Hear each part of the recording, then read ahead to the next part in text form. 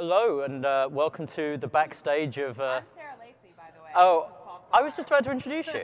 I was like, people saw you on stage 30 seconds ago. They're like, who's that girl? Well, maybe they were outside doing deals. Maybe they didn't see me on stage. That's true. There was a lot of deal flow in the main room. So we're backstage to talk a bit about... To fill time. That was the charitable way of saying it. And give some breakdown of the conference so far. So how is your conference so far, Sarah? You know, What do you think of that Peter Thiel interview? Well, the moderator was horrible. Yeah. She only talks about Why herself. do they keep putting her on stage? I know. Why has she been on stage all day? It's ridiculous. No, Peter Thiel is one of my favorite people. He was sort of my one programming note. He was the person I really wanted to be here and be on stage. Yeah. Because I think, you know, this spirit is supposed to be about disruption. And I think so many times in Silicon Valley, we focus on entrepreneurs who are just trying to beat each other to get to that hot, you know, engineer or entrepreneur who's trying to start the next new web app. And it's just about people beating each other up on price and rushing and cajoling to get in that deal the first, the fastest. And, you know, Peter's really one of those old school investors who funds things that wouldn't get funded otherwise. Mm-hmm. And, you know, as he talked about on stage, I mean, I think he said several, you know, very disruptive ideas. You know, one, that this idea that the internet is basically over as a big investment category, I think is pretty stunning to a lot of this. No, I mean, he's not saying the same thing at all. He's saying it's still a big market and it's still, there's going to be a lot of value and there's going to be a ton of innovation and more sold. But, you know, point being, like, the next, you know, Google of phones will probably be Google. The next, you know, Facebook of social networks will probably be Facebook. It's there is a degree he would say that. I mean, wouldn't he? Why? He still has a new fund. He's still investing in new things. That's true. So let's not talk about Peter Thiel anymore, because that will be three things in a row. What do you think? No, I was going to say what else is interesting at the conference. So you caught the morning sessions. There was the textbook iPad thing. Right. What did you think about that? I really like those guys a lot, and I really like everything that's going on in the textbook model. What did you think about their two iPads stuck together? Well, I mean, it looked a little bit like Moses holding the Ten Commandments. It's a big device. Yeah. And, you know, I'm going back and forth between, am I not the demographic? Well, you're not a college student, so no.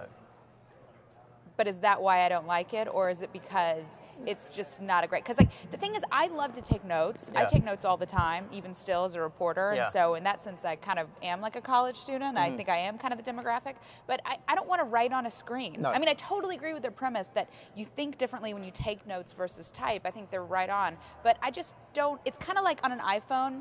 You know, no matter what you say about how great the virtual keyboard is, no one I know with an iPhone would say they send as many emails and texts as they did with a BlackBerry or they would on a keyboard. And to think Nor do they say the only thing that would make me send more is if I could write on it. I mean, it's. Well, that's what I'm saying. I think it's analogous. No, I mean, my problem with it was everything. I mean, first of all, when they held it up, there was glare on it, and I was kind of thinking, well, that screws me from making notes, like sitting outside and going over my notes. Then it was like, why isn't this an iPhone app? Like, why would I buy this huge thing? Or Kindle. And they're like, oh, well, students will like something cheaper. And it's like, yeah, but they also would like something that they can use for other things and they can carry around. Are they going to buy, students might buy an iPad with their student loan or whatever, but are they going to buy an iPad and that thing? I didn't really get... Yeah, I think students are going to have an iPad or a Kindle anyway. I think they'll have one or the other. And the main thing, though, was there was a moment where the Wi-Fi stopped it working briefly, and it's just like, it just seems like a fucking hassle. Like, give me a textbook and a pen. Like, if you're going to do that, or give me something that's a completely different device. To try and reproduce the textbook writing experience, I did just fine at college with a textbook and a pen.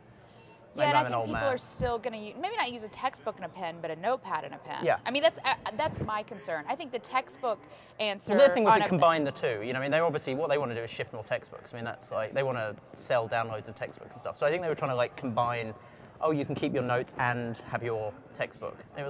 But again, do we need that? It's the new Trapper Keeper. What else? I don't know. I keep trying to talk and you keep interrupting me. Sorry, I'm the Mike Harrington in this situation. You're trying to be the Dave McClure. Carry on. I think that I think what they're running up against is, so they're doing Chegg, which is, you know, textbook rental, and people keep saying, what's your answer to the iPad and the Kindle? What's your answer to the iPad and the Kindle? What's your answer to the iPad and Kindle? And I think that it's the same thing that MySpace ran after when Facebook started getting hot. It's the same thing Facebook ran up when Twitter started getting hot. You see companies go one of two directions, and sometimes both are right. And one is to say, that's a great market. That's not what we do. We think there's room for both. We're going to focus on textbook rentals. And the other is to say, we're going to start a device category. Now, either might turn out to be right, but my gut is you just like Netflix enable making it. a television. This is like... Well, Netflix does do set-top boxes. I think that's the same thing. But I don't think that's a television. Is that working for them? I don't know. I'm literally asking because I don't know. I use it. I use the set-top box? Yeah. Oh, because I use Netflix, but I have it on my laptop, and I don't. What does the set-top box bring that the other thing doesn't? Well, I think the big thing is just being able to do streaming. But actually, at the same time, a set-top box is going through to your normal different. television. It's still using the device you're used to. It's not like them building a television. Whereas yeah, this but I is think like, that's the analogy. But this is like them building a new television and forcing you to watch some programs on a new television and some on your traditional television. No, because not everyone has the tablet market. I mean, that's like, you could say that if we were in the 1950s talking about TV. I mean, TV is such, I mean, they do have a point that students may want a cheaper device. Like, that is actually a valid point. You can get a TV for $99 when they now. made a cheaper. I mean, like you said, you've got the Kindle. Why don't they can just buy a Kindle? But I'm just saying, there's no way you can make the analogy between the television market today and the tablet market today. No, I wasn't. I wasn't making. No, my analogy was no. It's a saturated market versus a my growing analogy market. was the difference between. Is Netflix saying we want to focus on rentals? It's like that. Netflix making a television that you can only. No, watch. it's not, because Netflix is streaming something that is content onto something we all have in the form factor we want in our homes. That is totally different than their value You're right. That's what I said. proposition. I said I guess it's different because you're then attaching that to your normal television. It's not like they have to then buy a television. You're right. The set-top box isn't like that. But but the textbook thing seems to me as mental as them making a television. If we all had tablets in our home for $100 or less, if everyone had multiple tablets, yes, that would be the same analogy. One day we will. Let's come back yes, next year and have this yes, one day. conversation. But that's the point, and that's where they, as a startup, are trying to play a role here. I mean, look, I wasn't blown away by the device, but I think that fundamental premise of, look, we're in the middle of this market, we're a hot startup that can raise a lot of money. Should we get out there and try with hardware? I don't think it's a crazy thing. I mean, TechCrunch was doing a tablet device, and that went well. Farther outside of our realm than. Yeah. Well, it did not go well because of market demand. Yeah. It went well because we got screwed over. That's true. Other highlights. So this afternoon we've got the startup battlefield. Have you looked at the list of startups? I haven't.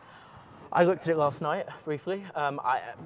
It's a mixed bag as usual. There's some. They all have ridiculous names, so there's some comic potential there. What then? So what are the things you're most looking forward to for the conference? I can't wait for Barry Diller, I have to say. Yeah, Barry Diller's always really good. Yeah. I think he's gonna be funny. Who's doing that one? Mike? I don't know. I hope it's Mike. I don't want to say I hope it's Mike because that's unfair if it's Eric. It's like I hope it's Mike and Eric will be like, oh. No, I'm not saying because there's anything wrong with Eric. I just think the energy of the two of them, and they're both very, very funny in a really dry way. I think it could actually be a hilarious segment. So let's talk about your Disrupt drinking game. How's that going? Well, given I quit drinking a year ago, for me it's not going that well. I'm on the diet. I'm drinking. You did, by the way, post something about drinking games. This is not an out of left field question. No. I know. I'm just saying. You're very hostile today. Why are you so hostile, Paul? Do you know what? I don't know. I just feel like it's the energy. It's the build-up of energy Is it the Super Angel panel? The T-shirt was too much for me. I'm being told in my ear, annoyingly, that this is we're out of time and we have to hand over. Evelyn Roosley is out with a live pack, and I think Mike Butcher in the Startup Alley. Is she wearing a Ben 38 T-shirt? We have to come back and talk about the T-shirt. That for me was my low light of the conference.